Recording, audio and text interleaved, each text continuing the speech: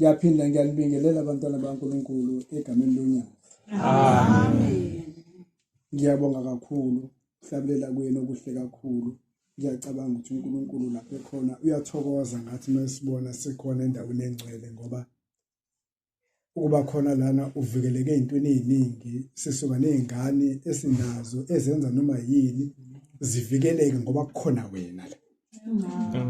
Kuyinto enkulu kuba khona la, kuyonto encane wona umdlalo, kodwa kuyinto enkulu ngoba uwedwa emndenini uneyinkumbi eziningi kabi omnyaka sakamathambazo mawula. Amen. Abanye bayakhala sekwazi kwaphela inyembezi ngoba izingane zabo zathi maziphela imizi ivalwa kwawukuthi abazi ukuthi ubani abazothi mabengane bakhulume naye. Kuyinhlanhla ukuthi ukukhulume nawe uzoba khona la. Uthi noma ngabe udidizela ushona lena ungafuni ukwenza izinto bajabulise bona lokho ukuthi ngelinye ilanga kodwa uyongena kulayini. Amen. Ithemba labo lithi ngelinye ilanga wena ungena kulayini ngoba njengoba ulana nje awufani nomuntu ongekho la. Amen. Umehluko mkhulu kabi uba khona kwakho abantwana baNkulunkulu. Ngiyacela ukuthi sizocelela nani mntana kaNkulunkulu othunyelwe phakathi kwalamagceke, sizwe nakuyena athunywe kona siphathisele kona. uNkulunkulu abusise next. Amen.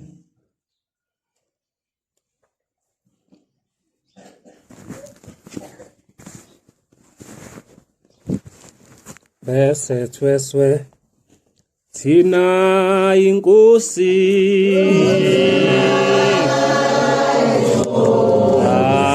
ayijogwe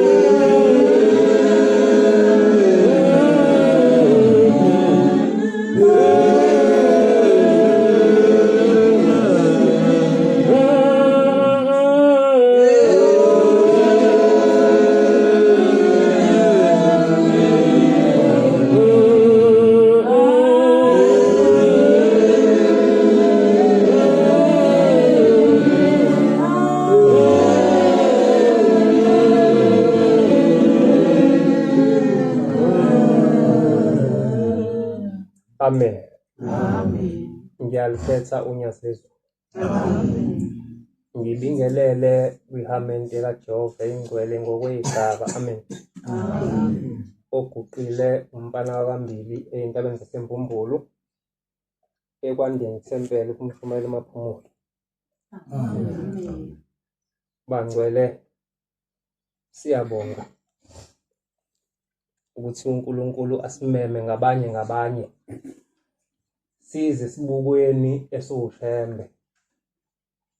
Uma-ke uze sibukweni, awuze sibukweni uzazi ukuthi unjani, uza ngoba usuke ungazi ukuthi yini ekhona edinga ukuthi isuke, mayikhona bese uyayisusa. Amen. Amen. Esibukweni-ke ngiyakhumbula omunye ubaba ngoJulayi, January 15, uthi mpokambili into engiyibona ebusuku ngiyayisaba. Uthi uShembe ungithathile wahamba nami.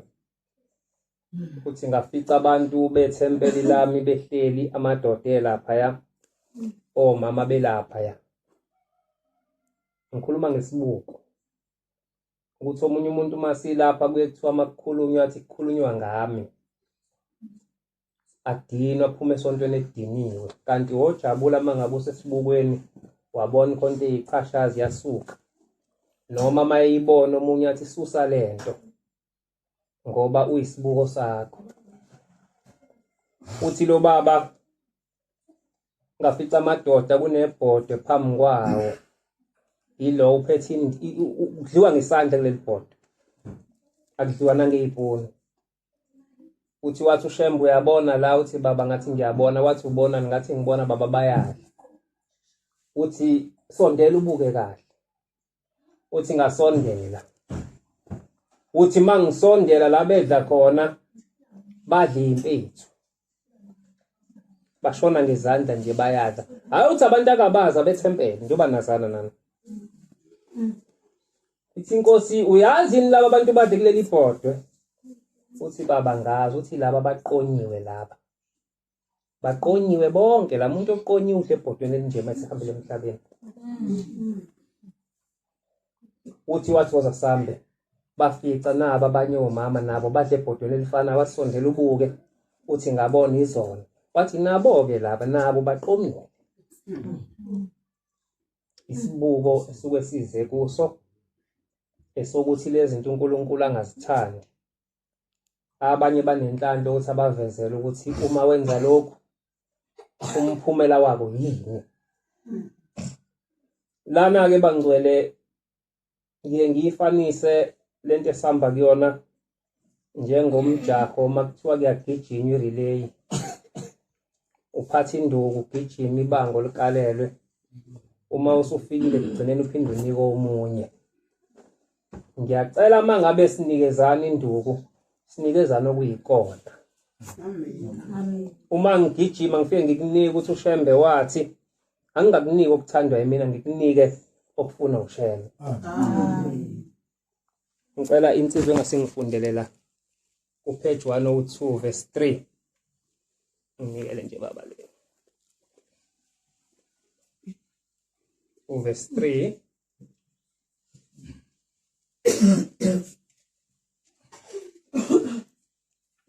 Uma abaphathi bomthetho kaNkulunkulu bengawunakile umthetho. Bambeke baba. Uma ikhuluma ngabaphathi bomthetho kaNkulunkulu, ikhuluma ngabantu abadala la esontweni, ibona abaphethe umthetho ngaphandle komuntu ogcotshiwe. Abantu abadala bawuphethe umthetho. Ibona abaphathi bomthetho ekhaya, ibona abaphathi bomthetho la. Ithi-ke le ncwadi uma abaphathi bomthetho bengawunakile umthetho, Bengawusekeli abantu abaphendukayo bazokwenza njani? uma uphenduka uyiNazaretha usuke ungazi ukuthi amahewa waphuzwa la esontweni. Usuke ungazi ukuthi ushingama udliwa la esontweni. Uma ubonakala sudla ushingama kanti awutshelwanga bese ngithi ngiyakukhuza kanti mina nginayo indlela yokukhuza. Ngithi hey wena udlelanga ushingama kanti awuzange utshele. Kuwumthetho lokuthi uma usuphendukile awubudla ushingama. Awuwaphuza amahewu. Futhi le ngubo esiyigqokile asiyiwashi noma ingayiphi indishi ekhona esigeza ngayo esenza yonke into. Uma lo mthetho unganakiwe futhi ungasekelwa bazowazi ngani abaphendukayo. Bangakho abanayo indishi yokwasha umNazaretha? Phela amaNazaretha ngeke siwashe umNazaretha ngendishi obuye ukungene kuyona ugeze yonke indawo esemzimbeni wakho.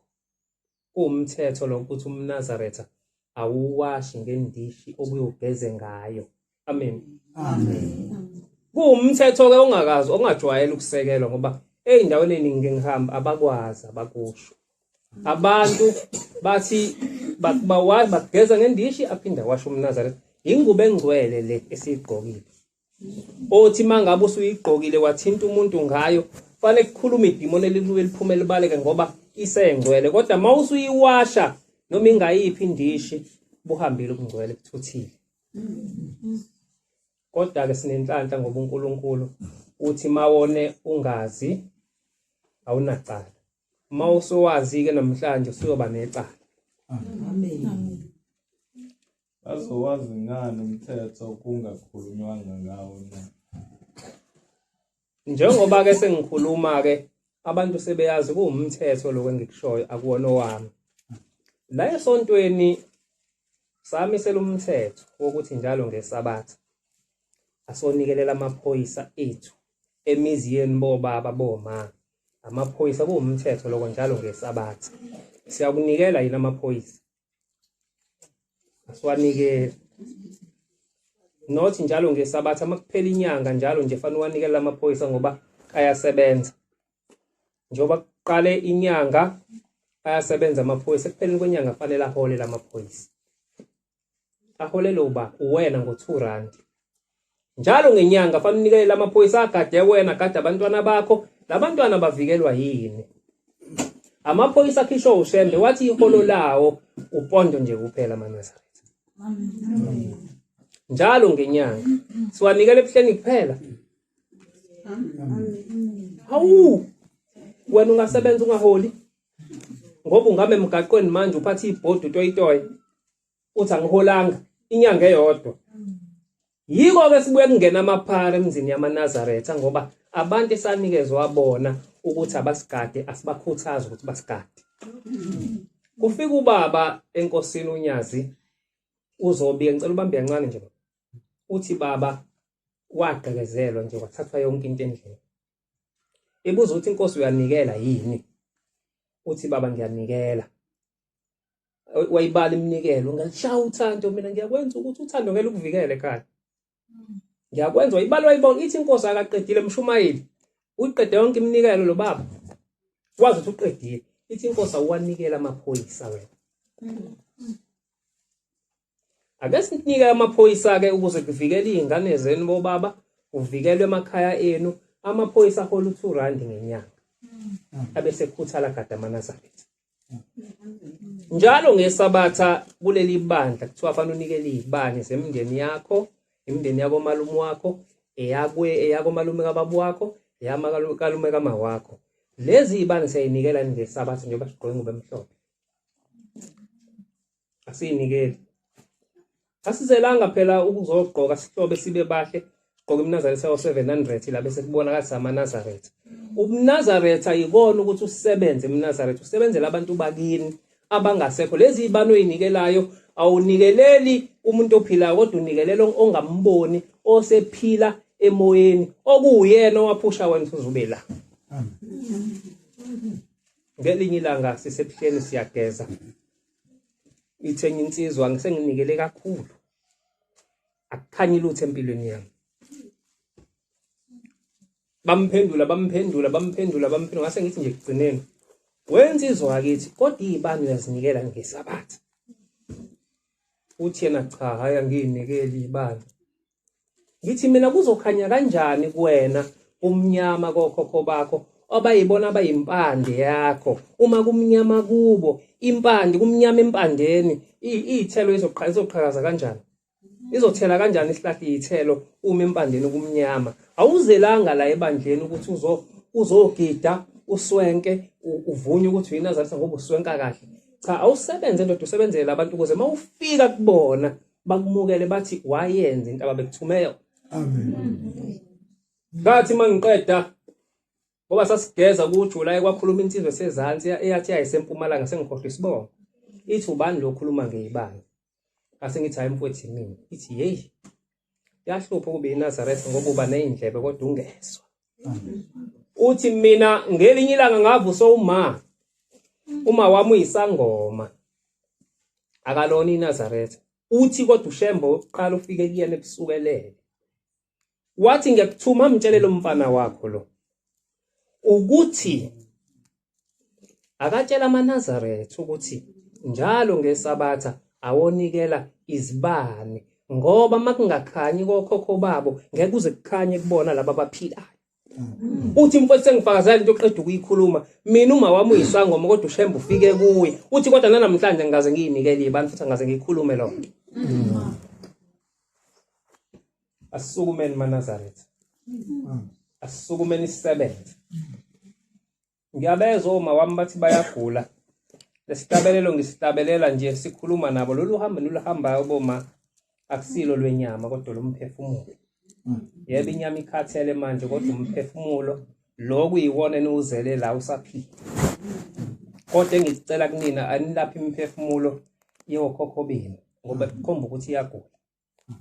Nizobona nigula nje kanti akuguli nina kugula bona. La ikhaya unomnikelo wenzayo okhuluma ngokuthi ngazalo uma baba wathi mefa wayesephethwe iBP ukuze iBP ingabuyi ivuke kuwena.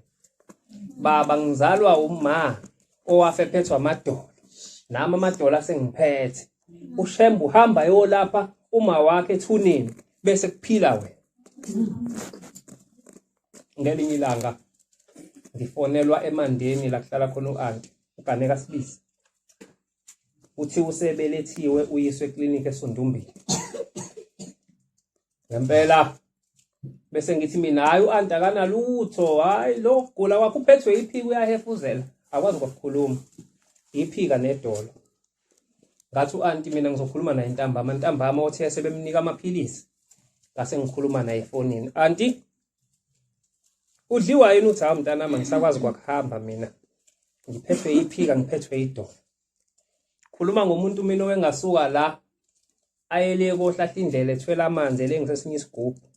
Strong ngaleyo ndlela amanzi emkhomaza ayikhiwa kude kodwa wekwazi ukusuka emfuleni ethwela isigubhu lengisesinye kodwa useyabelethwa. Ase ngithi anta uguli wena. Wathi akangiqede efonini wathi nayi ngani ngiphulela. Ngathi ngigula kanje uthi angiguli. Ngathi hayi ante ehlisa umoya. Uyazi la emhlabeni sinoNkulunkulu kodwa ukuthi asimnakile. Kwathini sesamanazaretha asimnaki. Angazi isifo seni lesi. Usathane futhi ungenile kumaNazaretha uwapha umqondo ukuthi amaNazaretha awayinaka ayihlobisa abe mahle manje. Khona ezokhohlwa into ayabizelwa yona la esontweni. Auntie njoba sinoShembe wasifundisa ukuthi umuntu ongasekho isifo ahambe naso simphethe noma esengale kwethuna sisamphethe. Auntie uyakhumbula ugogo ukuthi wahamba ephethwe iphika esehamba lona lamthatha uthi hey wena uphethwe yini uthi iphika. Yini ugogo mamhlanga ebonakala ngayo eqhamuka kude kuthiwa nangu uhlango. Yini ayibona uthi phela weqhuga wephethwe idolo. Wehamba nje ethi kanje ngazo eshaweni edolweni. Wena uphethwe yini uthi idolo lipi? Uthi lona lela liphethe uma. Ngithi sona sizathu kwesidala ngithi wena njengoba ugula nje akuguli wena kugula uma wakho. Uma wakho uyakhuluma uthi hamba umlaphi. Uthi nayi ngani ngigulela umuntu washona ngo1990 ngizomlapha aphi mina? Bose wabola ngishethuneni. Ngithi hamba yevunzitha lapha kumfundisi uMathonsi. Ufika ucela umshumayeli. Umchaza ethi nginengane yakhe kade igulela ithi awuguli wena kugula uma wakho. Ibihlangela lengane ufika umtshele kanje. Uthi wafika ngempela wathi kumshumayeli umshumayeli ingane yami ngitshela ukuthi mina njoba ngigula kugula mina kugula uma kade ayishonela. Uthi wamhleka wathi umntana wakho bekusiza faka umnikelo la uthi ucela uShembe aye emzimbeni omphefumulo kama wakho ngoba yena uyayazi ukuthi zonke izifo ezayiphethe uma wakho amlaphe zona kuzophila wena. Nempela namhlanje akanalutho uyiNazaretha namhlanje. Amen. Ngizonishela ngisho inamba yakhe ke nimbuze ngiyingekho ukuthi azangene la wabonani kwenzakalani wakunjani. Njengoba nani nigula amaNazaretha ukunganaki kwesinye isikhathi ukungazazi izinto ukuthi zenziwa kanjani. Ngiyacela manje niyenze leminikelo noma senibadala kukhona senibadala kodwa zikhona nezifo ezilandwe ngamabomu kwathiwa zathi ukuningi. Kufana nezinto zobungoma la ikhaya kunendlela yokuyilungisa. Uthi uShembe makuhambisa ngoma la ekhaya. Nikala isikhathi bese nihambe niye ethuneni. Ubiza izangoma ziphelele la, uthatha imbuzi emnyama, uyihlabe la, ukhipha iminqambo yakhona uyibeke phezulu kwethuna la. Bese ziyagida kube kuvuthwa inyama le. Zigida izangoma lento ade ziyenza bese aphila naye lo muntu lo enizomgeza namhlanje. Uthi uShembe ke mayisiphelile inyama bese ziyama ziye kugida bese kukhishwa izithebe zidle iphele lenyama. Bese nihlaba lembuzi emhlophe. Nikhipha insipho yakhona niyifaka endishini bese nigeza ithuna nikhuluma ukuthi namhlanje siyakuthula lento kade unayo siyayigeza namhlanje bese nithatha ingubo emhlophe niyibeke phezulu kwayo. Nithi namhlanje vuka nje. Ngeke aphinde avuke umuntu oyoba naleyo nto kuleli sonto uma ngabe abadala bayinaka izinto uShembe ayikhulumayo basitshele zona. Cela uqhubeke baba.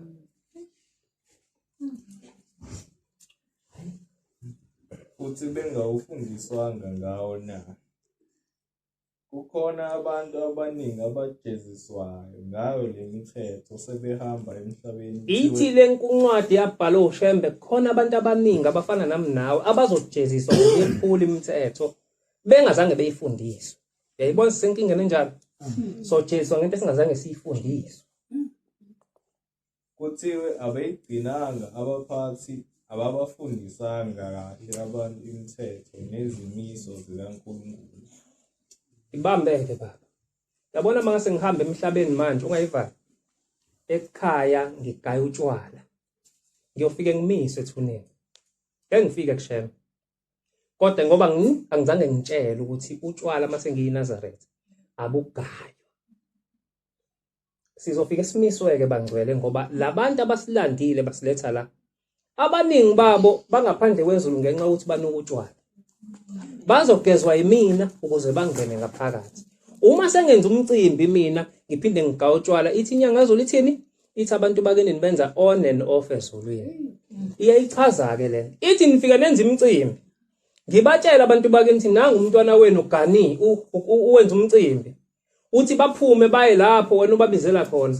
Bafike badle, babuye sebenuka utshwala. Bese ngithi akangeni umuntu onuka utshwala ezulwini bahlale ngaphandle. Uyabona ukuthi usebenzele emuva muyiNazaretha ungenalo ulwazi lenqubo yala ekhaya ukuthi kwenziwa njani. Uthi bazohlala ngaphandle phela uyoze uphinde ubageze. Baphinde babuyisele uphinde wenza umcimbi baphinde bakhishwe babuye sebenuka iphunga lotshwala ngithi angeni. Uyabona usebenzele emuva muyiNazaretha. Asiphenduke namhlanje sikhethe uShembe kabusha. Ngoba izingane zenu boma bobaba nikhala ngokuthi ziyaphuza nje inine nijova ngesifo lethi uShembe akayelaphe. Ungathi ufuna ukuphila uphinde uthi umuntu ajove ngesifo. Ukuphila ikona lokho enginitshela kona ukuthi phumani kulento ifike nabantu uShembe wakhuluma lento umfundisi uMadlala wayikhuluma ngo1991 ikhona inkonzo yakhe. Ethi inkosi yaphuma ikhala ethempelini. Yathi abantu abezayo ngeke bawufuna umthetho bayobuyisa yonke into baba yichitha nami ngiyichithile. Uthi ngibona izimbiza zotshwala zime emzini yini. Bayizwa lento le. Qhubeka bakhonza. Nabaphathi abaningi bamiswe ngayo le mithetho ngokungayifundisi kahle kwabo emathempelini abawaphetheyo. Ngicela uphenduke kuye ngale zansi. Phenye ipage ngale. OneBhayibheli ngicela ngivulele incwadi kaJeremiya ngithi 6:10. Ngicela ufunde lapha ezansi. Yebo baba.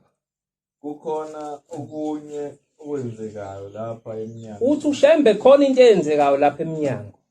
Okungekho emthethweni okukholwa. Okungekho emthethweni wokukholwa. Ngicela nilalele kahle ke eMaNazaretha ngoba lento akhuluma ngayo uShembe wayiprofetha 100 years ago iyenzeka manje. Akavunyelwe umuntu oyikholwa emthethweni ukuhlabelela amagama abantu bangaphandle abangakholwayo. Ngiyabonga bafibambe. Lezi ingoma amaNazaretha esezigijima la esontweni manje ingekho la esihlabeleleni. Akuzonke zakhuluma ngazo. Zimashe ezulwini. Siyamasha ezulwini. Siphila ngemthandazo. Wayengahlakaniphile uShembe ukuyibhala phansi. Azosimangalela lezi ingoma la ukuthi baba thina sihlatshelele. Sekuhlatshelelo siyamasha ezulwini, siphila ngemthandazo. Akulona nicala lela kubona ukumsola uJehova wethu omuhle kangako siphe umNazaretha ifa lasezulwini mahala. Akubona ukumsola. Welela ngaphesheya baba lapha ya khona lapha. Ukusola uNkulunkulu lokumaNazaretha ngoba ngeke sifike kuye. Mhla sihamba kulomhlaba bahlangabezi bethu bawosiduba endleleni ngobani. Ngeke uhlabelela usiyamasha ezulwini ukuphila bese uthande uNkosi yethu uSimakade uSofia. Yothi umhlangabeza awuqhume ngudlungudlu kaShembe, intethelelo kaShembe, Nkosazane kaShembe, Nhlalisuthi kaShembe, ubela uthi siyamasha ezulwini. Akuduba umhlangabeza athi akuyena owakho lo nyasi lezulu aphuma hamba. Uzofika yini ekhaya? Yini umfundisi uMadlala athi mesebuyile ngesibonakaliso athi mina ngifica amaNazaretha azindimbane endleleni. Ahamba ngiyingane ngawabuza ukuthi nihlaleleni la bathi bona asihlatshelelwanga ungengumhambi emhlabeni. Njengoba nisengcwaba amaNazaretha ningahlabeleli ingoma yamiswa uShembe nithini kulabantu enibaphelezelayo bazofika yini ekhaya.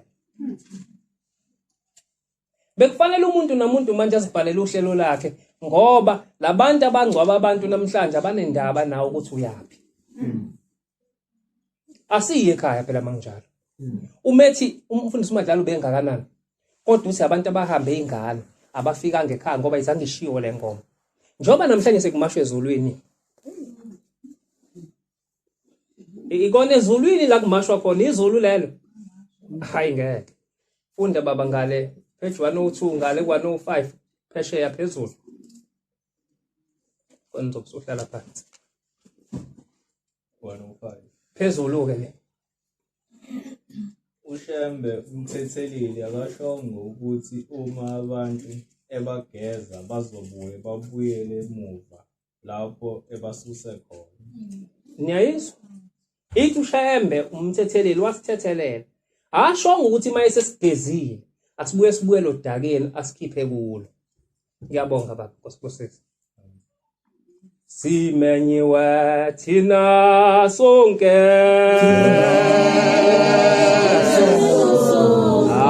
asimenywa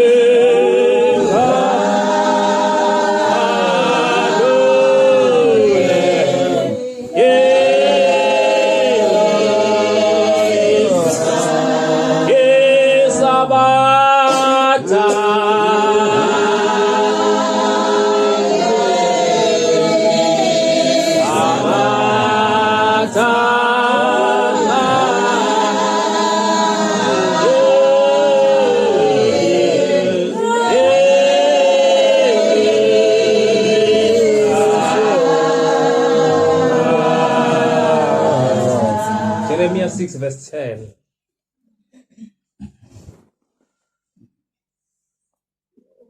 Ngiyokhuluma kubani? Uthi uNkulunkulu uyokhuluma kobani? Ngixwayise bani? Axwayise bani? Ukuze balalele na. Ukuze kulalelwe. Bheka izindlebe zabo ezingasokile. Bheka indlebe zethu engasokiwe. Azizwa. Izwi likaSimakade seliphenduke ihlazo kubo. Izwi lonyazi seliphezulu ihlazo ngenxa yethu. Abathokozi ngalo. Ngiyabonga baba. Ukuhlangana nomKristu angixoxe ngamabomu. abuze umbuzo athi eManazaretha yini ningezojoyina thina amaKristu ngoba uJesu niyamthanda. Ubese ubuza uthi ngobani? Athi hayi nina nithatha ingoma yethu maKristu nikhipha amagama abhala uJesu nifaka washembe bese niyayihlabelela. Futhi niyayithanda into yethu. Uyayibona indaba? Sithukisa igama likaNkuluNkulu ngokuthanda izinto ekungezona ezala ekhaya. Ngithi incwadi yaJohane wokuqala uverse 12 laba abancane. Engikucelayo maNazaretha, uma sifuna ukuhamba emhlabeni siyobona uNkulunkulu, ake sihlukanise manje. Ake sihlukanise izinto angazithandi uNkulunkulu. Asiyeke lamazwi akhulunywa uShembe eGibsini. Amazwi adalwa yithina sonke. Akubona laba abagangile kuphela laba ekuthiwa abagangile. Kodwa sonke ngoba nothi ungumNazaretha namhlanje uthi ungumNazaretha wakhe othandwa uyena. Ofuna ukugqoka umNazaretha, ufuna ukugqoka umNazaretha othandwa uyena. Kale emphefumulo okukhuluma umama. Uthi lo mama uthe uShembe umkhombisa iMnazaretha. Wathi mntanami ngicela uzubatshele omama uthi le Mnazaretha abayigqokayo akusiye yami yabo. Ngoba iMnazaretha wabo mina owami ngathi una 7 la, ngathi una 7 ezansi. Bona bano 13, bano 14, bano 15 akuyona yami lo Mnazaretha uzubatshele yabo. Angazi ke noma ingempela le Mnazaretha le esiyithanda kangaka. Uma sesifika ngale kwelizayo uShembe uyosemukela yini? Ngoba umuntu othungayo usetshela umuntu ofuna uMnazaretha ukuthi ngifuna nje. Ngicela ke siyigweme lento nawe umuthunga. Zama.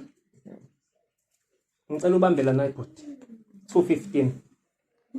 Wena muthunga awubuze kwabadala ukuthi uMnazaretha wala ekhaya unjani. Ngoba ekugcineni uyofika umiswe nawe ngokuthi wafike wathunga uMnazaretha ngendlela ethandwa nguwe. Hayi eyamiso uShembe ukuthi ufuna ube nje. uJohane kwabancane wokuqala 2 verse 15. Ningalithandi izwe nezinto ezweni. Ithi le ncwadi maNazaretha singalithandi izwe kakhulu nezinto eziphakathi kulo. Uma umuntu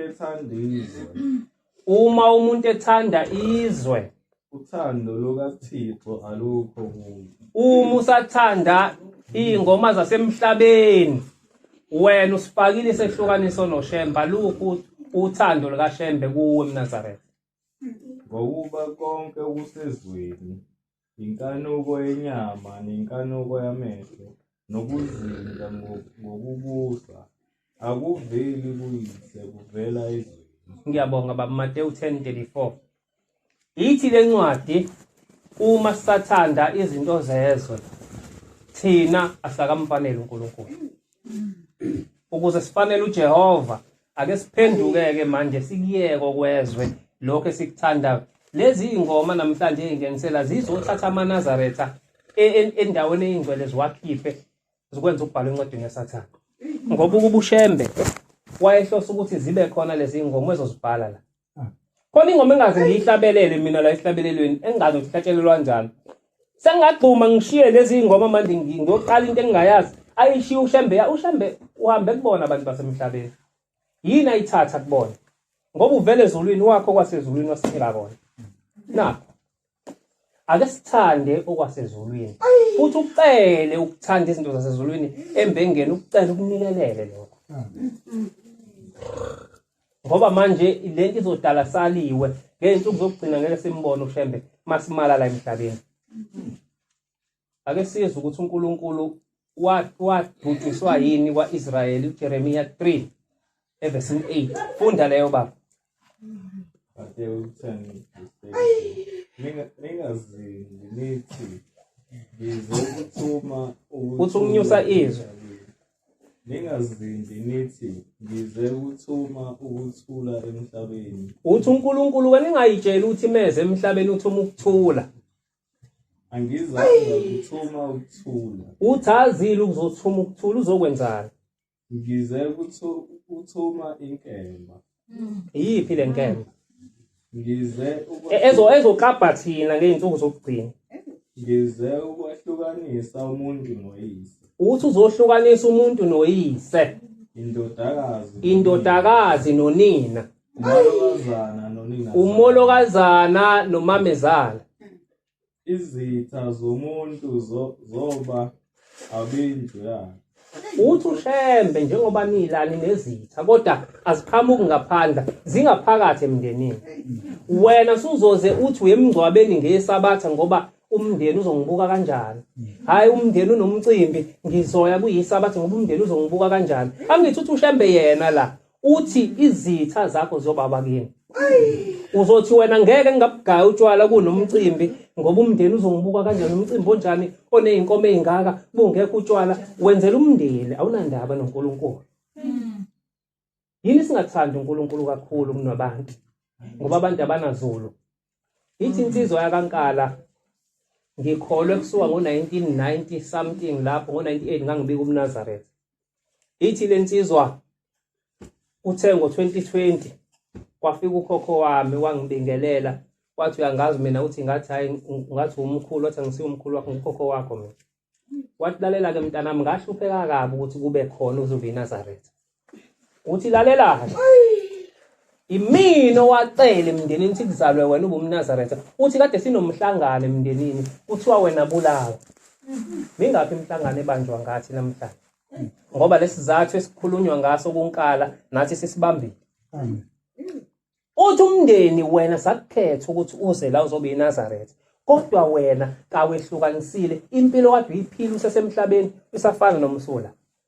Sehlukanisile. Bathi ke iphutha lakho wena nanti mntanami. Thina sahamba saboshwa ngoba sasigaya utshwala senza yonke into. Wena uqhubeka ugaya utshwala usuyinazathi ugqoke ingubo emhlophe. Lalela ke mfana sizokutshela ukuthi lento eyibiza ngayo uthi uyiNazaretha awukakabi lona awulona. Uthi ukhokho wakhe lalelani into engifuna uyenze. Thatha imbuzi ezimbili. Uhambe uyekushela. Ufike yokuqala ucela intethelelo ukuthi wagaya utshwala usugqoke ingubo emhlophe. Eyesibili ucela ushemba sigeze ngoba wasingcolisa mfana. Uthi lithi leli khehla uyabona mawuhambe uyongena kule yandlo shisa kuyona impepho. Thina siphuma sibaleke. Uthi ngabuza uthi yini khokho wathi hayi suke sesazi uzosingcolisa. Uthi lo ngoba ngisuke ngingaphethe lutho nje udaka noma yini. Bathi cha mntanami le imbiza zotshwala eziphihlikisa kule yandlo yizona ezisingcolisayo. Siyabangcolisa nathi abakithi masisakwenza. Lithi ke leli khehla lalela ke mawusucela intethelelo ebuhleni ubusigeze ekhaya. Emva kwaloko ungaphindi ugaya utshwala yezo. Thina siwumndeni sibe nesivumelane sibe naso ngawe. Uthi ke bebethi awubulawa ufakwe phansi kwebhasi noma senze udutshulo. Uthi nganqaba mina ngathi ha ngizokhuluma naye kodwa medazi inkani ngikulungile. Uthi sivumelene ukuthi wena wawuzophila iminyaka ewu75 emhlabeni. Sivumelene ukuthi uma kwaphindwa gaya utshwala sithatha unyaka owodwa. Waphindwa gaya utshwala sithatha unyaka owodwa. Ngoba vele sesikwenzile lokho ngeke usayiphila iminyaka ewu75. Uma sithanda unyazi ake sibuyele kuya siphenduke. Qedela baba ngihlale phansi. Othanda uyise nonina kakhulu Ithi le ncwadi musathanda ubaba noma kakhulu kunami kunayo ushembe. kangifanele Uthi uNkulunkulu awukamfanele.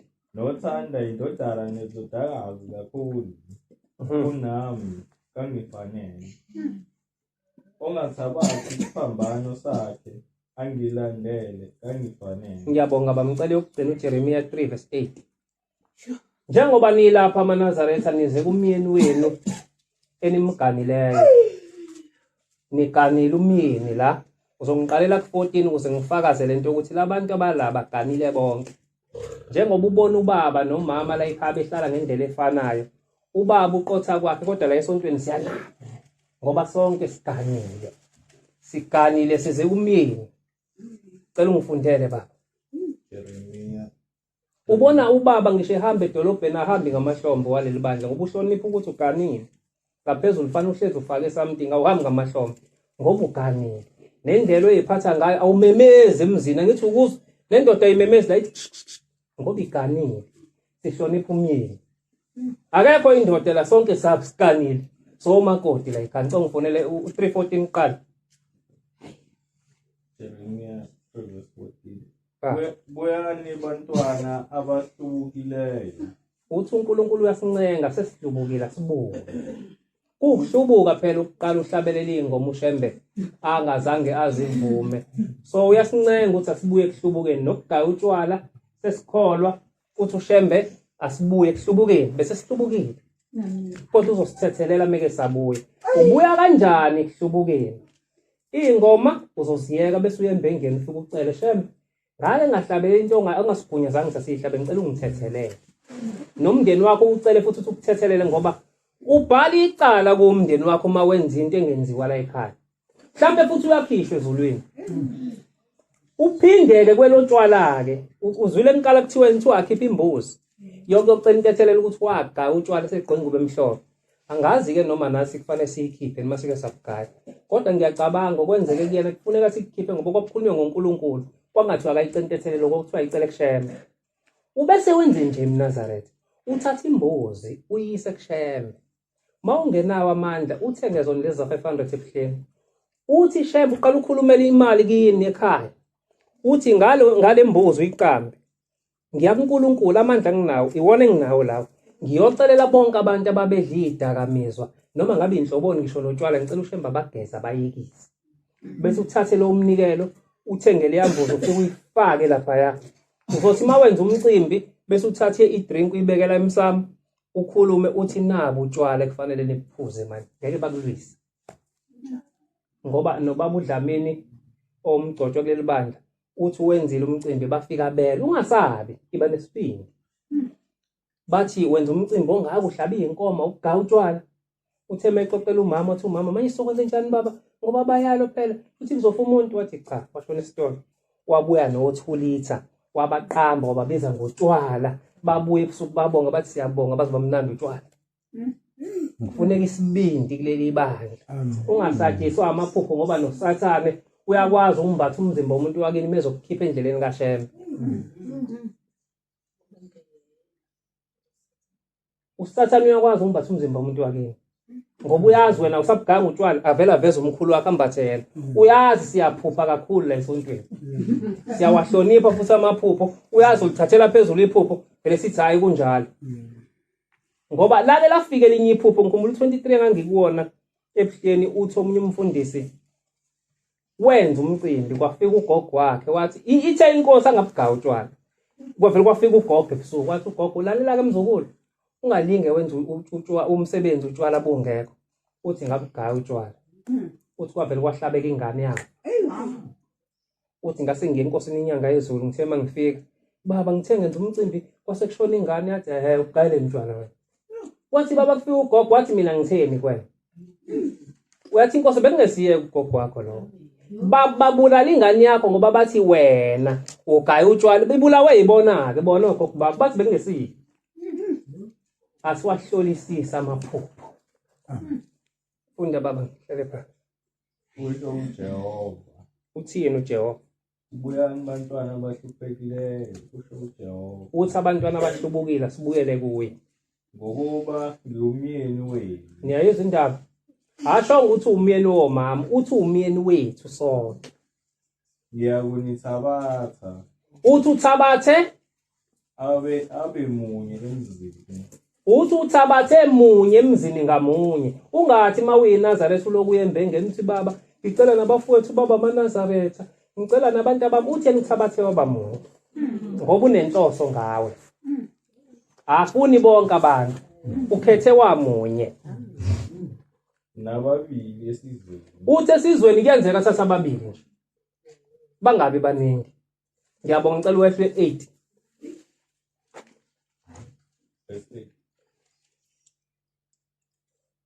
Ngabona noma bengimlahlile Israyeli ohlubukileyo. Uthi uNkulunkulu azafike kuthina wayelahla uIsrayeli owayehlubukile.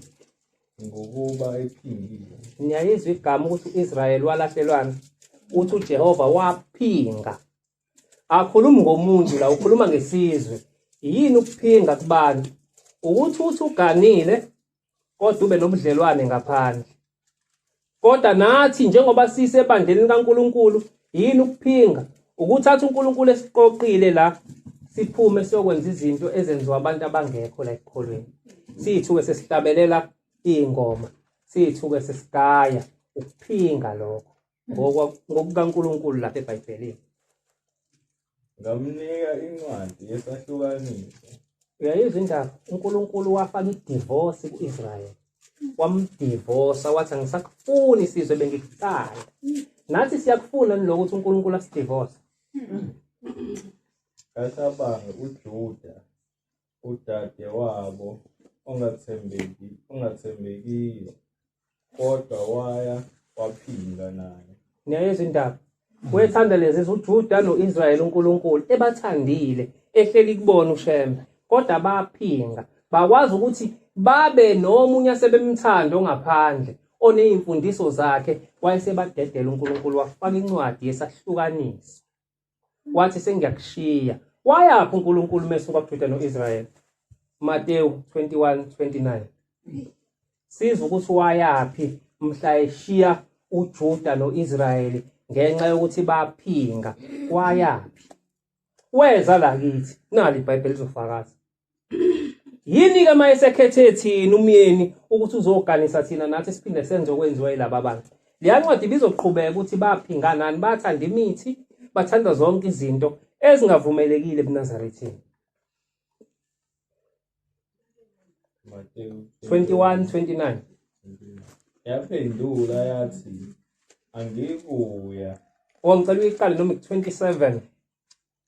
Baphendula bathi kuJesu, asazi. Wathi kubo, nami angeke ukunitshela amandla engenza ngawo lezi. Kepha nithi na umuntu enamadodana amabili. Kwakukhona umuntu enamadodana amabili. Weza kwekuqala wathi, Wayeseza kwindodana yokuqala. hamba uyosebenza namhla esivini sami. Uthi ke uShembe lo wathi hamba uyosebenza esivinini sami. Yaphendula yathi angikuya, kepha ngasemva yaphenduka yaya. Ithi ke le ndodana yokuqala ngeke ngiye lapho baba. Kodwa mase hambile ubaba wayo yayisisukiya lapho. Umfanekiso lo. Weza kwesibili Wayeseza kwesibili. wathi ngokunjalo yona yaphendula yathi ngiyaya Nkosi, kepha ayiyanga. Ithe yesibili baba ngizoya kodwa ayizangiye. Umuphi kulabo bobabili owayenza intando kayise na? UShembe efike la wathi ngiyanibongela ngoba nihluphile eNazaretha ngokuthi nithola indawo la nizohlangana khona. Ngoba uShembe mayethe ngelanga elithile anojwayela ukuhlangana. Yinhle lento ukuthi nizikhuthaze noma ningekho endaweni yakhe ngewesimo, kodwa lokhu ngiyakubonga mina. Kodwa noqaphela lokhu okulimaza amaNazaretha abangakunakile. Nina nizela ngoba uShembe wathi ngehora lokuqala isikhathi sakhe sokuthi ahlangane nathi. Ajabula sibone, asishutha athathe ifoto. Nenziwa yini maNazaretha mase ninemicimbi emathempelini ngeSabatha? Kuzoshadwa, kuhlanganisa umuntu ohlanganiswayo bese kube khona abantu abashiya inkonzo la uNkulunkulu eyitshela ukuthi uzohlangana nabantu khona. Kube khona abantu abawolungisa ukudla lapho labantu balotshwa. Ngoba phela uShembe usuke ebhala ukuthi laba bantu ngibadinga la ngo-1. Uma sebengekho belungisa ukudla kuthiwa inkonzo naliyana. Bona imindeni yenu ekhonza ngani isukike phi mawusuphumile uqiqi ngama-tray wena ngesikhathi senkonzo ubhizi lapho wathi zitsha wenza yonke into. Labantu bakini abanamathela kumuntu nomuntu basuke bona bekephi? uzobuya ekhaya uthatha usesabatheni yini mawukade ugijima nama-tray ithi mbongeni uJehova manje nezizukulwane wena ubhizi nama-tray lapho uyasula wenza umuntu usika amakhekhe usenkonzweni yini.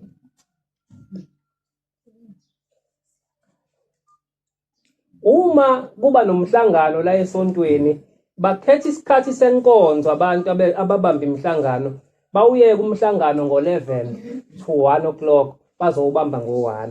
Akukhona ukubamba isihlangu lapho uphonsela ushembe uthi shemba ngikwesabi mina nase sakho nase sami ayibhekana ngo-1 kaShemba ukhethile nawe ubeka umhlangano. Ngisho ngabe umhlangano okhuluma ngenkonzo le kodwa kufanele ngabe ubanjwa ngesikhathi sakhe. Lo mhlangano ufanele ungene ngo-3 ntambama ungene ngo-11 to 1 uma simhlonipha uShembe uNkulunkulu ukuthi asiyeleni ukuthi uShembe uNkulunkulu ngomlomo izenzo zethu ziphika. Funda baba. Bathi kuye oqala uJesu wathi kubo ngiqinisile ngithi kini abatekisi nezifebe bayaniphangela ukungena embusweni kaThixo. Ngokuba uJohane weza kini ngendlela yokulunga anikholwanga kuye. Abatekisi nezifebe bakholwa kuye kodwa nina senibonile aniphendukanga ngasemva. Uma uhlangana nephara la ngaphandle lithi uNkulunkulu unyasi bathi akekho yothinta uShembe kodwa thina la ithine simdayisa tu ithine simhlupha tu uShembe la esontweni. Kufanele siyigweme lento ngoba maNazaretha isiqalekise engasazi usisusa ngani ukuthi uShembe asisole. Asiyigweme lento. Qhubeka baba. Yizwani omunye umfanekiso. Nawu kumfanekiso olandelayo. Kwakukhona umuntu umninindlu owatshala isivini wasibiyela uthango wemba isikamo sevini wakha inxiba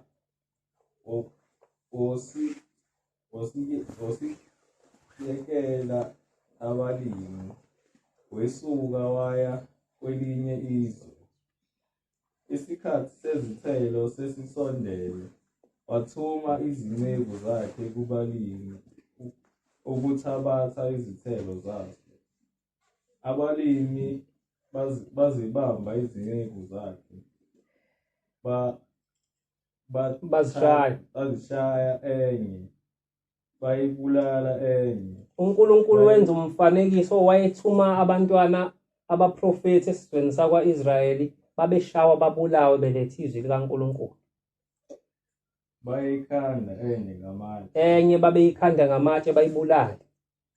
Wabuya wathuma ezinye izinceku eziningi. Waphinda uNkulunkulu ngoba unomusa njengoba silapha amaNazaretha aqala ukufika mina kuleli thempeli. Baye bafika abantu bakhulume kodwa uSathane uyasidivide ukuthi kuphuma inkonzo babe bebodwa bathi ubebheda lo wena.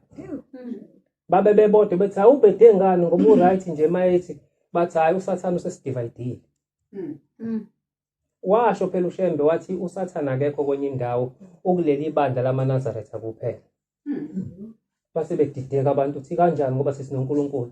Wathi cha amaNazaretha zonke lezi ezinye indawo ezigcwelela emhlabeni uSathane ezakhe. Ulana nje uyishile ngoba segameni lakhe leza indawo uzofuna abanye la.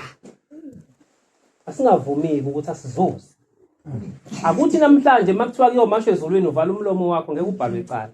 Unikele kuphela. Unikele kuphela wena uvale la. Ngoba uzobhala nawe encwadini yomubi uzofuna bakhe. Amen. Noma ngabe kanje umuntu omkhulu kanjani esontweni. Phela noyiqaphela lento uthi uShembe ukugcotshwa kwala ekhaya kuhlukene kathathu. Uthi khona umuntu ogcotshwa ngoba sasimdalile boShembe sathi emhlabeni yofika umgcotsho. Uthi khona umuntu ogcotshwa ngoba enesifo esithile esehlula imithandazo ehlula yonke into.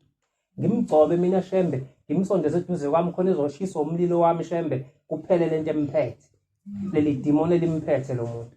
Uthi okwesithathu khona umuntu ogcotshwa ngoba uyayifuna lento, sivikela abantwana bethu ukuthi bazophela ethempelini, asimnike leyo nto.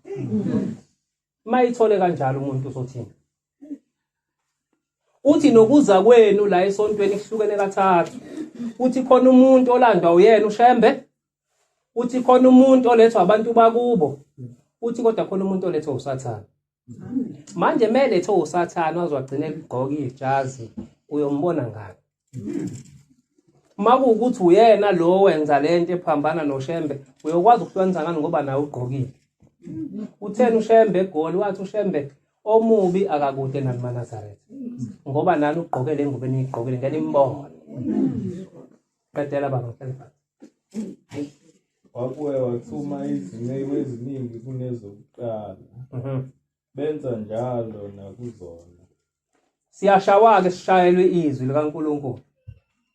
Kuthiwe siyaphapha ngoba siphikisa izinto uSathane afike nazo kuleli bandla. Kuthiwe thina shumayela ivangeli eliphambene. Qedela baba. Ekugcineni wathuma kubo indodana yakhe. uNkulunkulu kwabe sethuma indodana yakhe, ekugcineni sebebulewe bonke laba bantu. Wathi bayakuhlonipha indodana. Tshela ukuthi inkosi uJesu iyakuhlonishwa.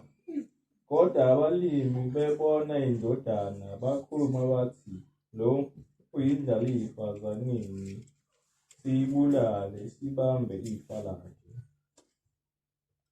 Bambamba bamkhiphela ngaphandle kwesivini, bambulala. Nxa isifikile inkosi yesivini iyakwenzani? Uyabuza kuJesu njengoba sebabebulale, wayekhuluma ngomzekelo wento esazokwenzeka. Uthi mabe seyibuleleke indodana yakhe uNkulunkulu, uma esefika umnini wesivini, umnini wabantu uyokwenza njani? Uyakwenzani kulabo balimi na? Sebeyaphendula-ke bona bathini? Bathi kuye, iyakubabulala nokubabulala labo balimi ababi. Isivini sayo iyakusiteleka Abanye abalimi abakunika izithelo ngesikhathi sazo. uJesu wathi kubo, anizanga nifunde ini emibhalweni ukuthi itshe elilahliweyo abakhi yilona seliyinhloko yegumbi. Lokhu kwenziwe inkosi isimangaliso emehlweni ethu. Ngalokhu ngithi kini. Nayo-ke impendulo yombuzo engithema ngibuza ukuthi umhla uNkulunkulu efaka idivorce kubantwana baka-Israyeli wayaphi? Ngalokhu ngithi kini, ngiyakuphuca umbuso kaThixo. Baphucwa umbuso kaThixo laba bantu. Unikwe isizwe siyoveza izithelo. Baba ngiyabonga Nkosi ubusise. Njengoba umbuso kaNkulunkulu wehlela la kuthina mawusuhambile lapha, siyaziveza izithelo maNazaretha. Ejabulisa uShembe. Masingayivezi ngicela umuntu nomuntu ahamba afike ekhaya. Akahlale phansi ayibuke kahle ukuthi ikuphi la ingenzi kahle khona. Ebese kuguqa khulume noNkulunkulu wakhe ngoba isizathu sokuthi uShembe sibeke leminyaka sibeke yona kuphinde kufika abantu bakhuluma emathempelini. Ubheke ushintsho kumuntu nomuntu ngoba akekho umuntu amthandisa esikhogweni. Sonke uNkulunkulu sithandela izulu. maNazaretha silithande-ke nathi izulu. Umnikelo wokugcina engifisa ukukhuluma ngawo, asojwayela ukuthi mangabe uShembe evala umhlangano la ewuvale khona maNazaretha, siwunikele umnikelo awubiza njalo mase sebuhleni wokuvalwa komhlangano lebalwayo yonke. Niyoyifuna kumshumayela ukuthi umalini, ngithi ifikile ku R50 njalo nje mevala umhlangano. Into efanele siyibophezela ukuthi njengoba uvalile eGibsile, nami bengingakawunikeli kodwa fanele ngiwunikele ngoba ngiziloba ukuthi nami bengikhona emhlanganweni ngoba ngiyenzile iminikelo kaShembe ayibiza kubantwana bakhe, akayibizi kubantwana bakhe abaphambi kwakhe kuphela. Inkosi busenikuzweni. Amen. Ngeke inkosi enkulu siphana. Siyabonga.